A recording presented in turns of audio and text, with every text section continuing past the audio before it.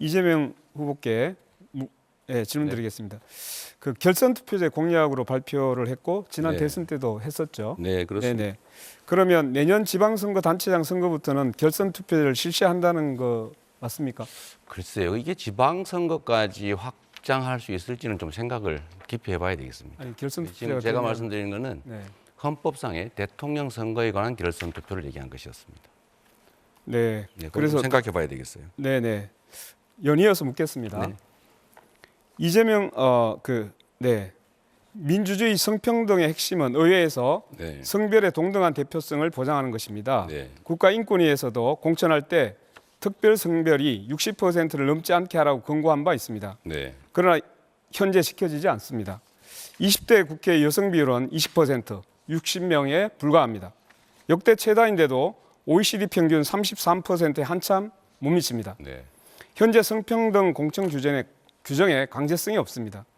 저는 지역구 공천에서 여성을 최소 30% 이상 공천하지 않으면 정당 국고보조금을 삭감해야 한다고 생각합니다. 최소한 그래야 지켜지지 않겠습니까? 라는 게 제 생각입니다. 네. 후보님, 여기에 대해서 어떻게 생각하시는지 답변 부탁드립니다. 그것도 유용한 방법일 수 있겠죠. 뭐 여야가 합의하면 전 충분히 해볼 수 있다고 생각되는데 글쎄 지금 단계에서는 아마 그 숫자를 채우는 게 현실적인 어려움이 좀 있어서 많은 노력이 좀 필요할 것 같아요. 좋은 제안이시긴 합니다. 네, 방향도 맞습니다. 그런데 이제 이재명 후보께서 답변이 검토는 하는데 계속적으로 나중으로 밀리고 있어서 그럼 과연 지금 할 수 있는 게 뭔지를 저도 굉장히 좀 의문스럽습니다. 네, 알겠습니다.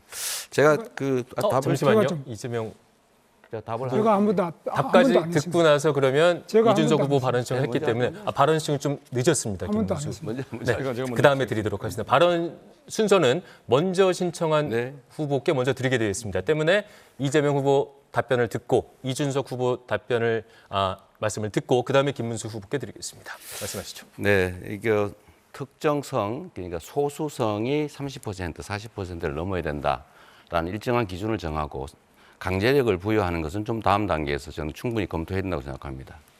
우리 김문수 후보께서 제가 소수성을 성소수라고 잘못 표현한 그걸 꼬투리 잡아서 제가 소수성을 30% 할당한다고 얘기한다고 저를 비난하시던데 그건 한참 몇 년 전에 다 해명한 거니까 앞으로는 좀 그러지 않으시면 좋겠고요.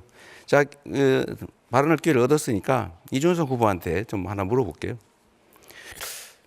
저번에 답변하신 거와 관련이 있는데 그날 그 계엄 해제하는 날 거기서 정족수가 찼으니까 자기는 뭐 다투고 있었다 뭐 그런 취지예요. 그런데 이거 정말 중요한 국가지 대사 아닙니까? 강남에서 술 드시다가 바로 국회로 온 것도 아니고 집에 가서 옷 갈아입고 샤워하고 그러고 지금 국회에 와서 다시 또 확인하면서 안 들어가고 그 다툼하면서 시간을 보냈다는 거잖아요.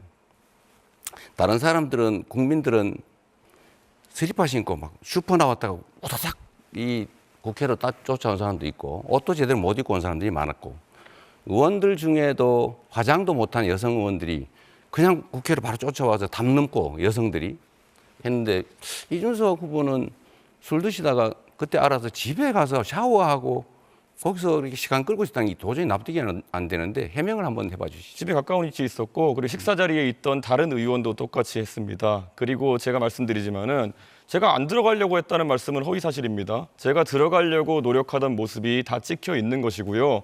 담을 넘느냐 이런 문제 같은 경우에는 그 자리에 민주당 의원도 있었습니다. 4명의 의원이 같이 있었는데 국회 경비대가 담을 차단한 상황이었고 저는 거기에서 계속 들어가려고 하는 모습이 영상에 남아 있는 것인데 안 들어가려고 했다? 무슨 허위 사실을 주장하시는 겁니까?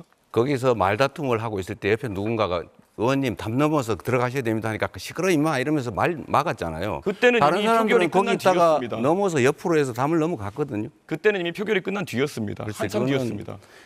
그래서 제가 물어보는 핵심은 왜 집에까지 가서 샤워하고 옷 갈아입고 너무 여유롭지 않았냐 그 말씀 드리는 거예요. 똑같은 이유라면 제가 지난번에 말씀드린 것처럼 그럼 그때 들어오지 않은 민주당 의원 17명은 어떤 분들입니까? 땀 얘기하지 말고 본인 얘기를 해보세요. 아니요. 같은 기준을 적용하셔야죠. 아니 내가 물어본 건 본인 얘기예요.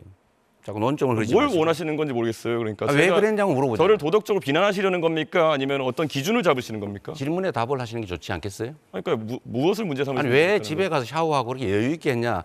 나라의 운명이 달린 여유 있게 일에. 하지 않았습니다. 즉시 가서 즉시 나왔습니다. 글쎄 그게 그렇다고 하니까 그렇게 알겠습니다. 긴밀하게 민주당 의원 두 분이랑도 소통하고 있었습니다. 네, 계속. 됐습니다. 네, 좀 톤을 낮춰야 되겠네요. 네.